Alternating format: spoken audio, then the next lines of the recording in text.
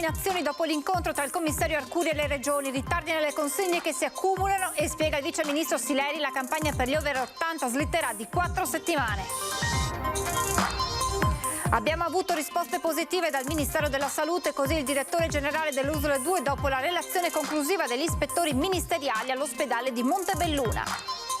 Ristori alle imprese, oltre 18 milioni di euro in arrivo grazie alla collaborazione tra Regione Veneto e Unioncamere. Il bando per accedere ai fondi sarà pubblicato il 2 febbraio. Troppa burocrazia e smart working nella pubblica amministrazione rischiano di rallentare l'efficienza degli uffici a scapito dei cittadini. Sottosegretario Variati, tavolo con i comuni. Un aiuto per ripartire. ASCOM porta lo psicoterapeuta nei corsi di formazione per lavoratori e imprese associate per aiutare a gestire il grande cambiamento che stiamo vivendo a causa della pandemia. Rischio valanghe al massimo livello su tutta la montagna veneta dopo le abbondanti nevicate. Intanto a Rocca Pietore entrano in azione gli ovetti antislavine. Una giovane femmina di Cervo stremata dal freddo e dalle abbondanti nevicate salvate dai volontari della Protezione Civile di Auronzo è stata riscaldata e consegnata alle guardie provinciali.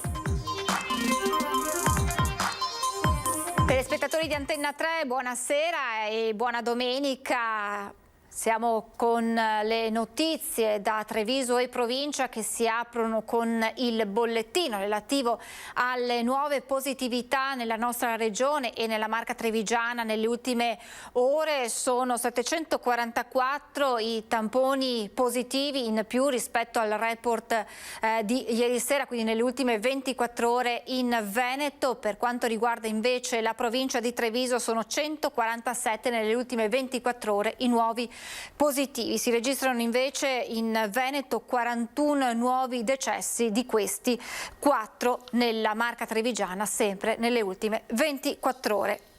Intanto sul fronte vaccinazioni arrivano notizie tutt'altro che positive dopo l'incontro di ieri sera tra il commissario Arcuri e le regioni. Ritardi nelle consegne che si accumulano e il vice ministro alla sanità Sileri dice la campagna per gli over 80 slitterà di 4 settimane. Nel primo trimestre 2021 in Italia arriveranno 15 milioni di dosi di vaccino anti-Covid, circa la metà di quanto previsto alla vigilia. Un taglio che pesa sulla campagna vaccinale, con il ministro agli affari regionali Boccia che dice è evidente che se i vaccini non ci sono slitta di qualche settimana o mese l'immunità di gregge. Pretendiamo, continua, che quei numeri siano ripristinati. Se ci sono problemi produttivi devono spiegarceli, ma se i vaccini destinati all'Unione Europea finiscono in altri continenti è molto grave. Ieri sera di questo il ministro insieme al commissario Arcuri ha discusso in un incontro con le regioni. Quello che ne è emerso è un quadro tutt'altro che incoraggiante, a partire dai ritardi nella consegna la settimana prossima delle dosi di Pfizer. Noi riceveremo 50.300 dosi di Pfizer, che sono quelle mancanti della settimana prima. La settimana scorsa per il Veneto vi è stata una riduzione di dosi del 53%, questa settimana del 20%. Si è quindi cercato a livello nazionale di riequilibrare la situazione tra tutte le regioni. Noi riceveremo il 27 50.300 dosi del vaccino Pfizer. Dopodiché dicono, però è tutto da vedere, che da inizio febbraio dovrebbe tornare diciamo così il quantitativo che era previsto. Altra doccia fredda riguarda il vaccino AstraZeneca che dovrebbe ricevere il via libera da EMA il 29 gennaio. Si era parlato fino alla settimana scorsa di 8 milioni per i primi 3 mesi. Invece ieri ci hanno confermato che parliamo di 3,4 milioni. I primi quantitativi inizieranno ad arrivare dal 15 di febbraio. Inevitabile quindi che il calendario fissato dalla Regione subirà delle modifiche. Se ne parlerà domani in un incontro con l'ufficio prevenzione. Al momento sono 118.696 soggetti vaccinati, di questi 8.387 hanno già ricevuto la seconda dose. Quanto avevamo la settimana scorsa, con i 50.300 di questi della settimana prossima, arriveremo quasi, ce ne mancheranno circa 10.000 per finire il giro delle seconde dosi. Dopodiché ricordiamoci che ci mancano però ancora tutti quei soggetti che noi avevamo conteggiato in 185.000 della prima fase, e quindi mancano ancora operatori sanitari, degli ospedali, del territorio, mancano ancora ospiti e anche operatori delle RSA. In attesa di capire se l'Unione Europea si muoverà anche per l'approvvigionamento di altri vaccini come quello cinese o russo, si guarda i prossimi mesi quando ne potrebbero arrivare di nuovi. Si parla di Johnson & Johnson però verso fine marzo-aprile. E poi si è fatto un accenno a Reitera, che è invece il vaccino che stanno studiando, quello un po' italiano, lo Spallanzani. È in fase 2, in fase 3, ma questo prima di giugno non arriva. Intanto dal Ministero della Sanità è arrivata la relazione definitiva dopo l'ispezione all'ospedale di Montebelluna. Non si ravvisano sostanziali elementi di miglioramento da implementare, questo quanto scrivono gli ispettori del Ministero della Salute a conclusione della relazione relativa alla situazione dell'ospedale di Montebelluna dopo l'esposto presentato un mese fa che si focalizzava su 2 punti: la permanenza di bare all'interno dell'obitorio montebellunese e la gestione dei ricoveri dei pazienti Covid. Su tutti e 2 i punti abbiamo avuto, risposta positiva dal Ministero. La relazione ministeriale però evidenzia come le modalità di interazione ospedale-territorio nella fase di emergenza pandemica sembrerebbero non sufficientemente delineate. Non sono stati presentati, si legge ancora nel documento, procedure e protocolli specificamente mirati a definire i percorsi di cura integrati con il territorio nella fase post-dimissione dei pazienti Covid positivi. Pronta la replica del direttore Benazzi. Il punto sollevato non ci è mai stato posto. Nessuno ci ha chiesto se avevamo un'organizzazione ospedale-territorio. Quello che è stato posto non c'era stato chiesto, non era all'ordine del giorno di quell'incontro, e se si veniva chiesto avremmo prodotto ampia documentazione. Ricordo a tutti e ricordo anche al Ministero che la nostra organizzazione territoriale è una delle migliori d'Italia. Il Veneto da tempo ha un rapporto ospedale-territorio, non a caso noi abbiamo 100 medici USCA che seguono a domicilio 4.300 pazienti ovviamente che sono Covid positivi, insieme ai bravissimi medici di famiglia che stanno facendo una cosa importantissima anche a livello di domicilio. Per quanto riguarda il rapporto ospedale-territorio, noi non abbiamo problemi a produrre una marea di protocolli. Altra considerazione come elemento di criticità sollevato nella relazione dagli ispettori del Ministero, la mancata formalizzazione mediante specifico atto regionale della individuazione dell'ospedale di Montebelluna come struttura Covid e dell'ospedale di Castelfranco come struttura Covid-free. È l'assessore regionale Lanzarin a fare chiarezza, iniziando da una premessa: i Covid hospital individuati nella Marca, dice, sono il nosocomio di Vittorio Veneto e il San Camillo di Treviso. Non è mai stato detto che l'ospedale di Montebelluna era Covid e l'ospedale di Castelfranco era quello d'appoggio. Poi è chiaro, è successo anche negli altri ospedali che con chiaramente l'aumentare dei numeri dei casi, anche altri reparti di altri ospedali si sono trasformati, perché non era sempre possibile trasferirli tutti in questi ospedali, anche per il problema del personale.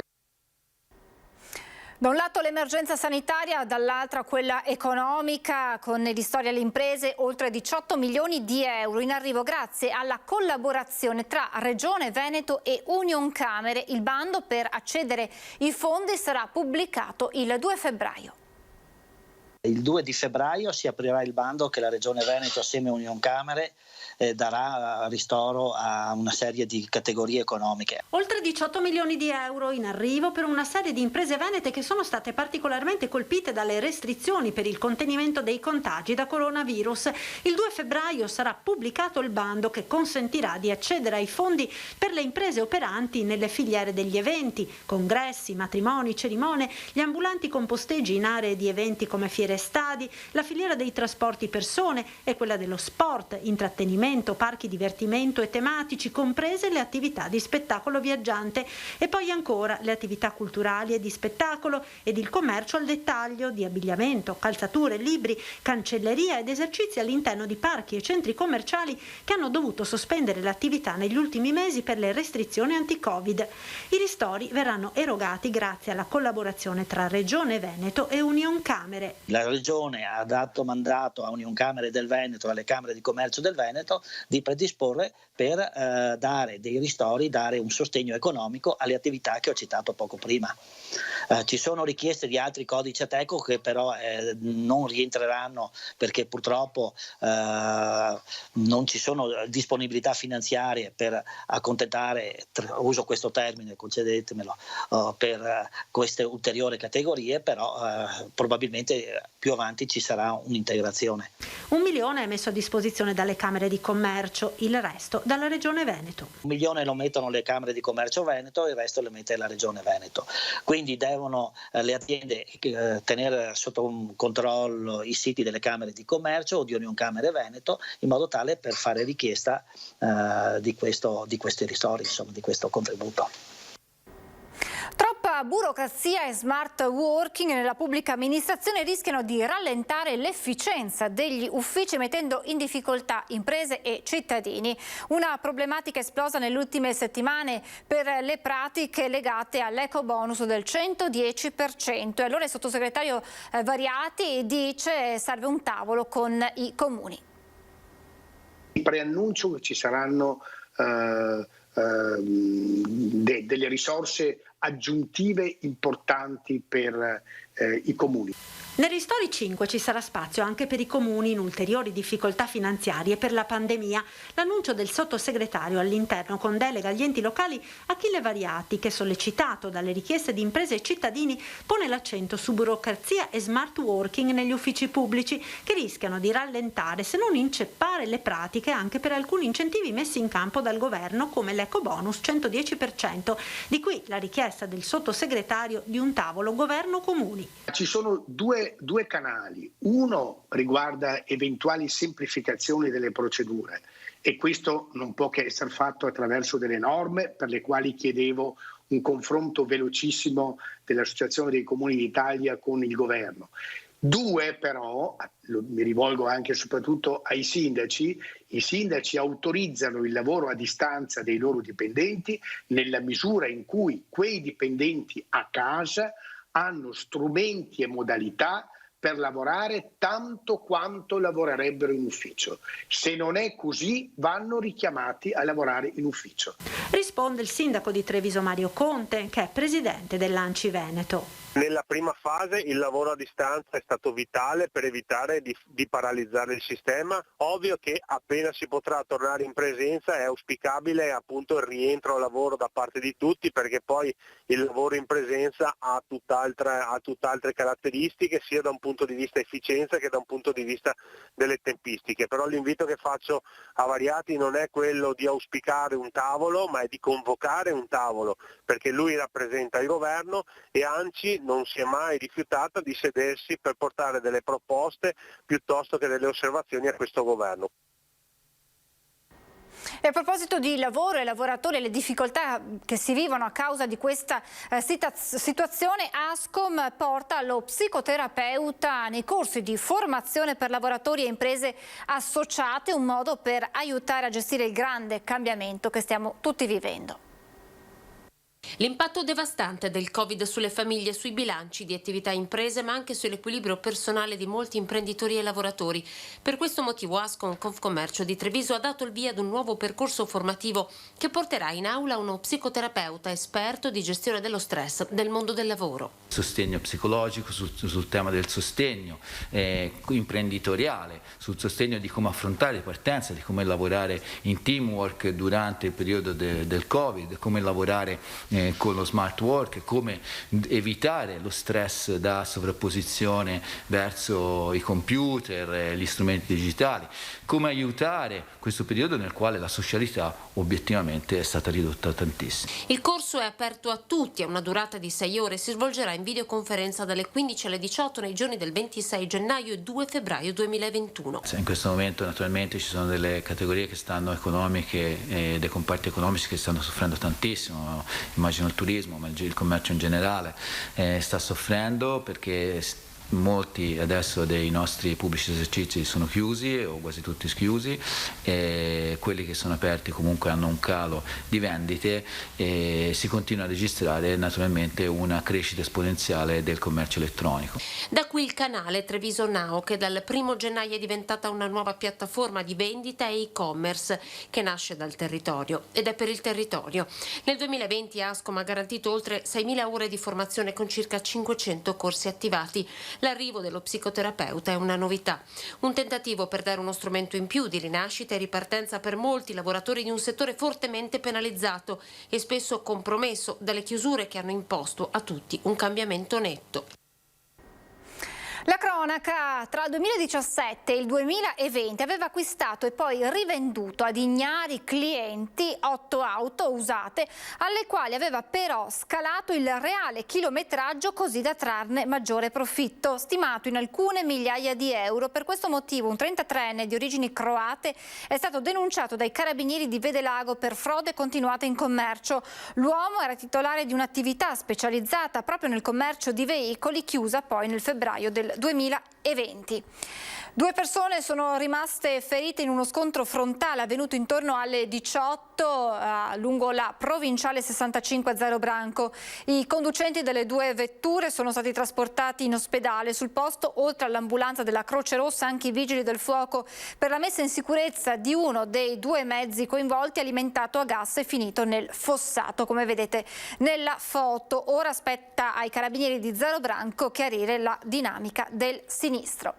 Lasciamo per un attimo la Marca Trevigiana, ci spostiamo nel Bellunese perché il rischio valanghe è al massimo livello su tutta la montagna veneta dopo le abbondanti nevicate di ieri, che si sono aggiunte a quelle eccezionali delle scorse settimane. Si lavora incessantemente per sgomberare le strade dopo la nuova abbondante nevicata. Qui siamo all'aste di Rocca Pietro e i mezzi spazzaneve lavorano senza interruzione da ieri. Situazione difficile per la neve nella Gordino, nel Comelico e nell'Ampezzano. Record di neve al suolo, ben 5 metri sul Col dei Baldi ad Alleghe. Ed anche se oggi è ritornato il sole su tutta la fascia alpina e prealpina del Veneto, il rischio valanghe resta di grado 4, forte, il massimo livello di pericolo. Chiusi i principali passi dolomitici. Secondo l'Agenzia regionale per l'ambiente del Veneto, anche se l'attività valanghiva spontanea ha raggiunto il suo apice ieri, saranno comunque possibili ulteriori distacchi di grandi dimensioni che in singoli casi potranno raggiungere anche il fondovalle. A Rocca Pietro, dopo i lavori di quest'estate, sono entrati in funzione i cosiddetti ovetti del sistema Obelix. Sono grandi come un'automobile, posizionati, vediamo, in zone le più impervie possibili. Quelli da terra vengono comandati da remoto, diciamo, ed esplodono una carica a gas che stacca la neve quando l'altezza è attorno ai 30, massimo 40 centimetri. Si evita così l'accumulo importante di neve e si evitano così le grosse valanghe che possono staccarsi dopo un forte accumulo. E questo riguarda una piccola zona della nostra montagna ed è relativa alla zona degli impianti di risalita. Da domani il pericolo valanghe sarà in progressivo calo, ma con il rinforzo del vento da nord-ovest in quota si formeranno depositi di neve con possibili nuovi distacchi. E a proposito di slavine, resta ancora chiusa la strada Cadorna, invasa ieri da una valanga. Cima Grappa è irraggiungibile. Cima Grappa ancora non raggiungibile dopo che sabato pomeriggio una valanga è scesa durante la nevicata sulla strada Cadorna sotto il rifugio Scarpona, a poche centinaia di metri dal Sacrario. Fortunatamente nessun danno e nessun ferito, solo il disagio di una strada chiusa. Le ruspe per tutta la domenica hanno lavorato per liberare la sede stradale completamente invasa dalla neve, come si può vedere dalle immagini, ma le operazioni si protrarranno di sicuro anche per la giornata di lunedì. Fortunatamente oggi il tempo è stato clemente anche sulla zona dell'altopiano, con temperature non troppo basse. Per domani le previsioni meteo annunciano nubi diffuse con precipitazioni scarse o irrisorie e possibile qualche fiocco di neve fino a 400-600 metri, mentre martedì tempo stabile, prevalentemente soleggiato con qualche nube sparsa passeggera. Resta comunque alto il pericolo valanghe sulle nostre montagne e quindi l'invito a tutti è di restare a casa. E le abbondanti nevicate stanno causando grossi problemi anche agli animali selvatici, come è accaduto a questa giovane femmina di cervo trovata stremata dai volontari della Protezione Civile di Auronzo sull'Ansiei. L'animale è stato scaldato, rifocillato per essere poi consegnato alle guardie provinciali. A raccontare questa storia sulla sua pagina Facebook l'assessore regionale alla Protezione Civile Giampaolo Bottacin. E adesso noi ci fermiamo per qualche istante di pubblicità, tra poco.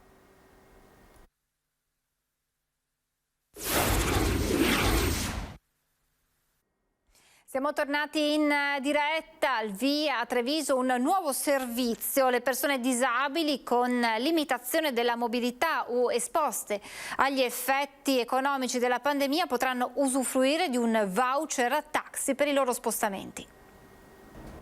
A Treviso verrà attivato il servizio di taxi e noleggio con conducente per aiutare chi è in difficoltà a spostarsi, grazie agli aiuti imminenti del Ministero delle Infrastrutture e dei Trasporti di circa 168.000 euro destinati all'erogazione di buoni viaggio per persone con disabilità in difficoltà a causa dell'emergenza Covid o anche che necessitano di raggiungere luoghi di cura.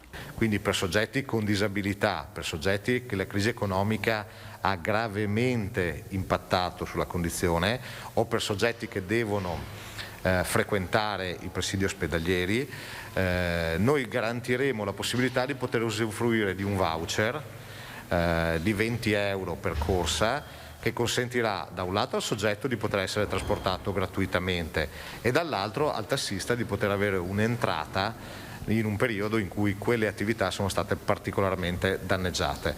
Siamo tra i primi a spendere questi soldi del governo, voglio sottolineare soldi a questo dedicati, quindi non potevano essere utilizzati diversamente, ma devo dire una gran risposta e soprattutto una gran risposta veloce ed efficiente che prende due settori sensibili, l'aspetto economico per gli imprenditori e l'aspetto sociale per coloro che hanno bisogno di essere trasportati. Il servizio prevede l'erogazione di voucher taxi per un valore complessivo a persona di 200 euro con scadenza al 30 giugno 2021.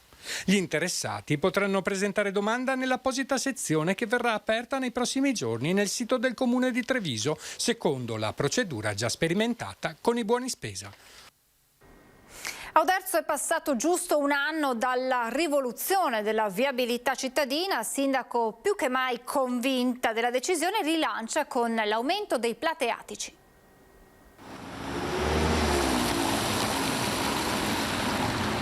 È passato giusto un anno da quel 21 gennaio quando ad Oderzo iniziò la rivoluzione del traffico. Un anno di sensi unici e piste ciclabili, ma anche di inevitabili polemiche che però non hanno per nulla scalfito la determinazione del sindaco. Pentita? Assolutamente no.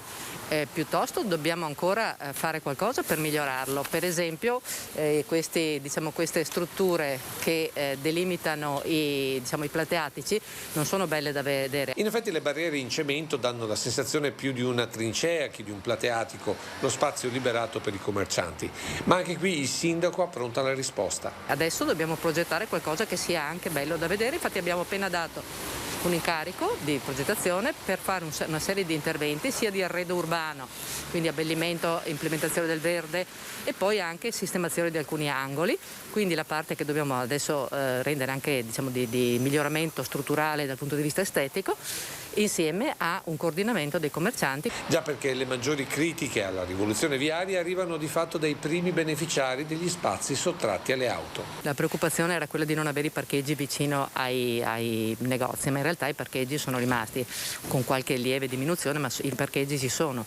Quindi immagino che anche i commercianti abbiano cominciato a capire, non tutti perché qualcuno ormai si era impuntato e mi dispiace, però il vantaggio è quello di avere la possibilità comunque di arrivare in macchina, la possibilità di andare in bicicletta in sicurezza, e quest'estate le piste ciclabili sono state utilizzatissime, e anche la possibilità di rinunciare piuttosto a un parcheggio e trovare soluzioni di questo tipo, cioè fare dei plateatici all'esterno dove la gente possa vivere più felicemente all'aperto. Perché oltre alla diminuzione delle auto e dello smog tra le vie del centro, per il sindaco la nuova viabilità ha di fatto abbellito e reso ancora più accogliente il cuore di Oderzo. Anche Treviso è molto più bella, ha molti più plateatici, però si è visto che quindi più vivi all'esterno e più la città è bella, e più la vedi viva e più ci vai volentieri. A Follina, dopo aver inaugurato il nuovo municipio, già si punta a ristrutturare l'ultima parte dell'ex collegio, ora diventato anche casa di riposo. Di quanto stiamo parlando in termini economici qui di ristrutturazione? Di 1.500.000 euro.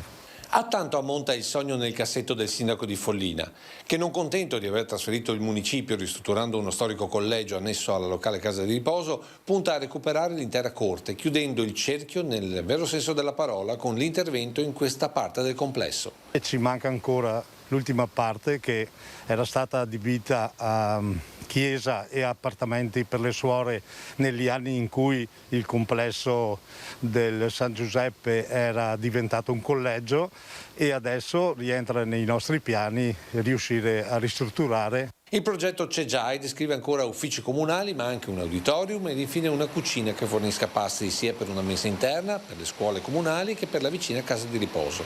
Un'architettura innovativa, quella pensata per questo sogno nel cassetto, che non finisce qui. Fra i due edifici che vediamo c'è una parte scoperta a terrazza, vorremmo fare così una copertura magari in acciaio e vetro, per poter fare magari dei rinfreschi e godersi la vista sull'abbazia. Un sogno nel cassetto, ma non troppo, visto che i finanziamenti sono già stati individuati, perché anche se Follina è città slow, il sindaco ha comunque fretta di far partire i cantieri.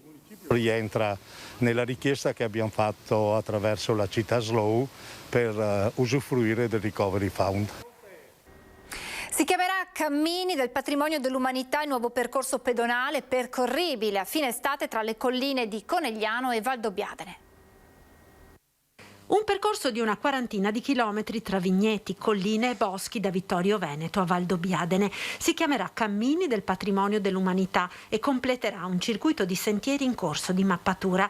L'annuncio è del presidente della regione Zaia, tesserato numero 1 della Umplicard. La presentazione della tessera unica del Socio Proloco 2021 è diventata l'occasione per conoscere questo progetto di valorizzazione delle colline patrimonio UNESCO. Tra i tanti percorsi che ogni comune avrà il suo, ce n'è uno unico che è strepitoso, che sarà il cammino del patrimonio dell'umanità, che attraverserà tutti i comuni di una quarantina di chilometri, tutto in mezzo a questi territori che sono eccezionali. Io vorrei proprio, e approfitto della presenza vostra, della Presidente del Montedoro, che fosse il Proloco prendersi la gestione. 37 sentieri che verranno cartografati e saranno percorribili alla fine della prossima estate. Stiamo cercando di unire alcuni di questi percorsi che andranno appunto da Vittorio Veneto, quindi dall'est all'ovest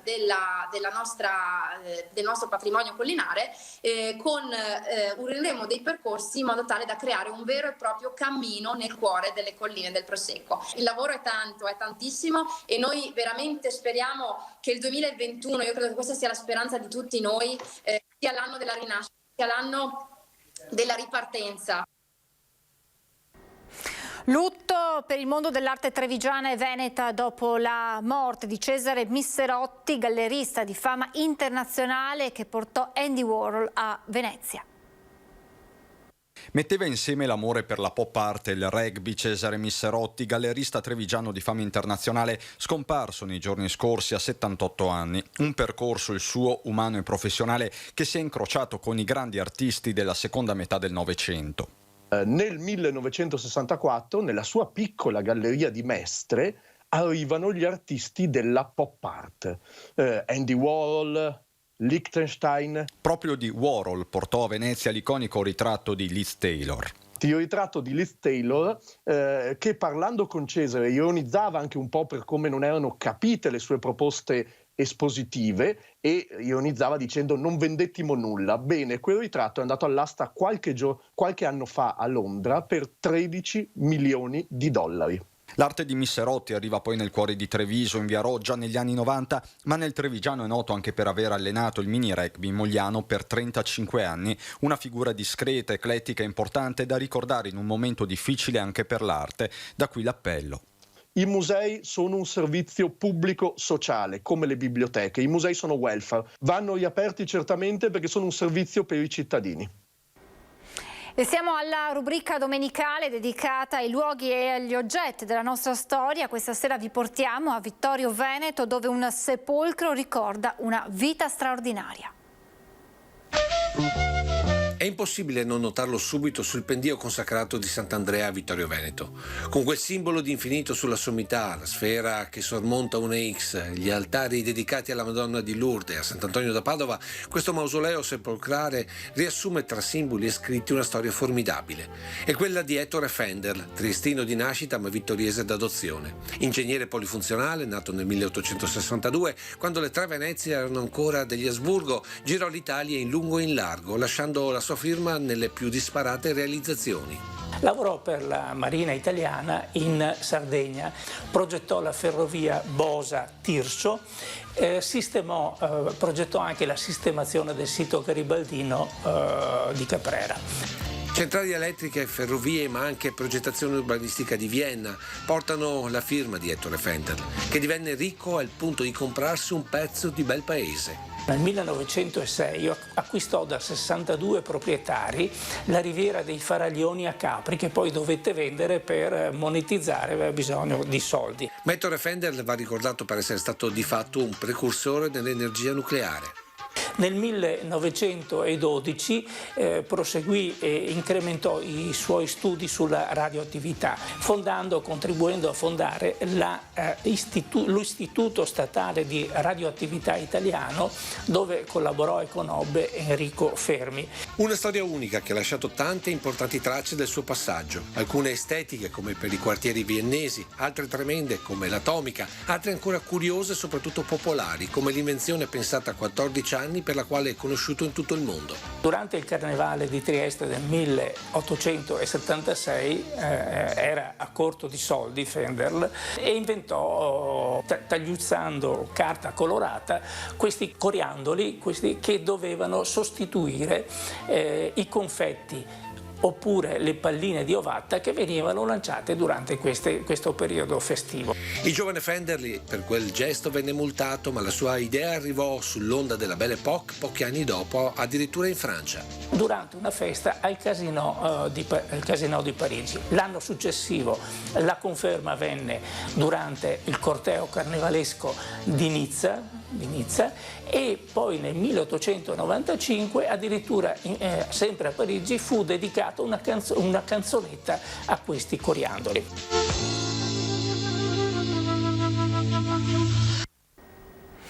È tutto, vi lascio le previsioni del tempo, grazie per averci seguito e ancora buona domenica.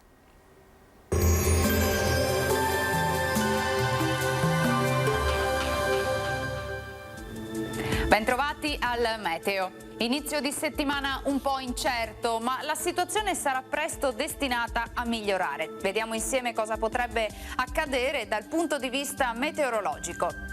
Sul Veneto nella mattinata di lunedì 25 gennaio il cielo risulterà piuttosto nuvoloso.